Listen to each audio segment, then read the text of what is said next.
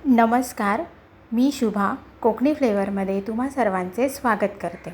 आजची आपली रेसिपी आहे मोदकाची सुकी अशी चटणी बनवणार आहे. मोदक फिश हे खूप छान लागतं, टेस्टी असते. छोटी असते पण ती खूप टेस्टी अशी असते. तिला सिल्वर फिश पण म्हणतात. फक्त एवढंच असतं की ती छोटी असल्यामुळे तिला साफ करायला थोडंसं कठीण जातं. पण जर एकदा साफ वगैरे करून झाल्याच्यानंतर ती आपण जेव्हा बनवतो आणि ती पण मालवणी पद्धतीने, तर ती इतकी छान अशी रेसिपी होते ना. तुम्ही ती रेसिपी नक्की ट्राय करून बघा. आज आपण तीच रेसिपी पाहणार आहोत की आपण ती कशी बनवायची ते. तर त्यासाठी लागणारं जे साहित्य आहे ते आपण बघून घेऊया. मोदकाचं सुखं बनवण्यासाठी लागणारं साहित्य आहे. इथे मी मोदकं घेतली आहेत. ही मोदकं म्हणतात त्याला. आणि ही व्यवस्थित स्वच्छ धुवून घेतले. त्याच्यावरचे सगळ्या खवळी वगैरे सगळं काढून घेतल्या आहेत आणि धुवून वगैरे या सगळ्या घेतलेल्या आहेत आणि त्याला मीठ लावून ठेवलं होतं.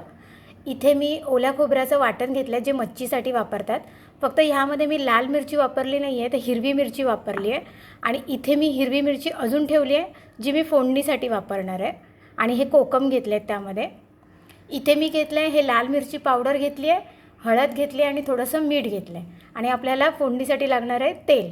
यामध्ये आलं लसूण वगैरे सगळं वाटणामध्येच घातलेलं आहे, त्याच्यामुळे मी एक्स्ट्रा वापरलेलं नाही आहे. आता आपण बघूया की मोदकाची सुकी चटणी कशी बनवायची ते. मोदकाची सुकी चटणी बनवण्यासाठी आधी जी मी हे मोदक घेतलेत मोदकं साफ करून, हे याला मीठ लावून ठेवलं आहे. हे मी सगळे आधी ह्याच्यामध्ये काढून घेणार आहे. ह्याला मी फोडणी वगैरे असं काही देणार नाही आहे. त्यानंतर हे जे वाटण घेतलं होतं, हे वाटणसुद्धा ह्यामध्येच मिक्स करून घेणार आहे.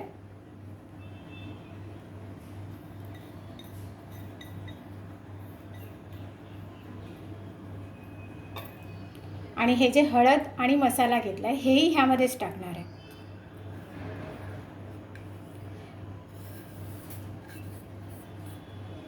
आणि हे व्यवस्थित असं मिक्स करून घ्यायचं आहे.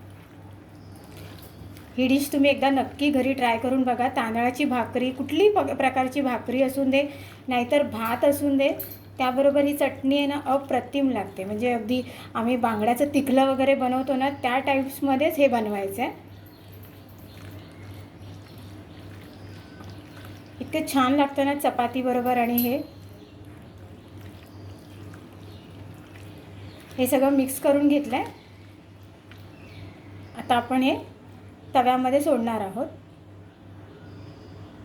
इथे मी फिश फ्राय करून घेतलं होतं, त्याचाच तवा आहे. त्यामध्ये तेल होतं, मला तेल जास्त वापरायचं नाही आहे म्हणून मी तोच तवा वापरते. त्यामध्ये मी हे सगळं घालून घेते.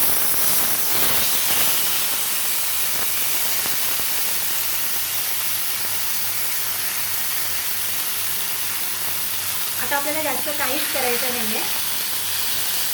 त्याला फक्त आपण झाकण लावून ठेवणार आहोत.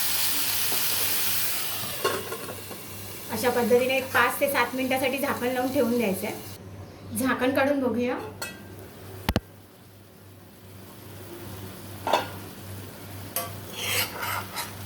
मला जास्त हलवायचं नाही आहे, हे एकदम नाजूक असं असतं.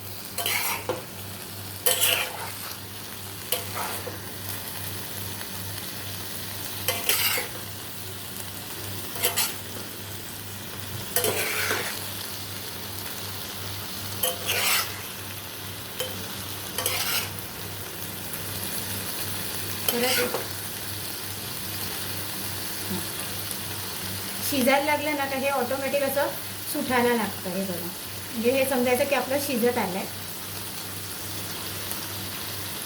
ठीक आहे. आता ही दुसरी साईडला आपण परत 5 मिनिटासाठी झाकण लावून ठेवून देणार आहोत, म्हणजे दुसरी साईड पण आपली शिजून येईल. झाकण काढून बघूया.